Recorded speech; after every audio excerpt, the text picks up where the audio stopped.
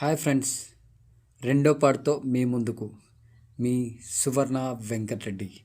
Channel చూస్తూనే ఉండండి, ఎక్కడ స్కిప్ చేయకుండా చూడండి. ఎందుకంటే అసలు ఏం జరిగింది, అక్కడికి గ్రామస్తులందరూ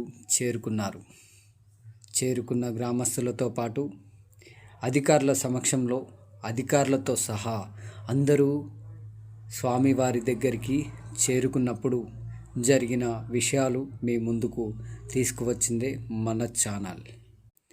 అందరూ అధికారులతో మరియు మీడియాతో కలిసి అక్కడికి వెళ్ళి స్వామివారు ఎలా ఉన్నారు అని చూసి స్వామివారిని ఫస్ట్ ముట్టుకొని చూసి ముక్కు పలగడంతో ఇది శిథిలపడింది, గర్భగుడిలో పనిచేయదు అని చెప్పింది హైదరాబాద్ నుండి వచ్చిన గురువు.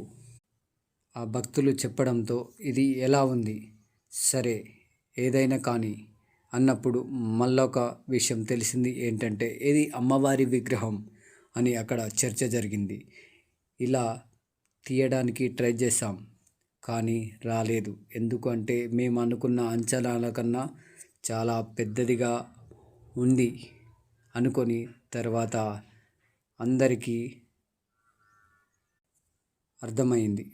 అప్పటికి నీళ్లు చిమ్మడం, ఇంకా లోతుపోతే అసలు విగ్రహం ఇంకా ఏమన్నా విరిచారా, ఏం జరిగింది అని తెలుసుకుందామని మేము కొంచెం బకెట్ల సహాయంతో నీళ్లు ఎత్తిపోయడం జరిగింది. కానీ స్వామివారి దగ్గర నీళ్ళు ఊట అలానే ఇంకా ఫర్వళ్ళు తొక్కుతూ ఇంకా స్పీడ్గా ఊరడం మొదలుపెట్టింది.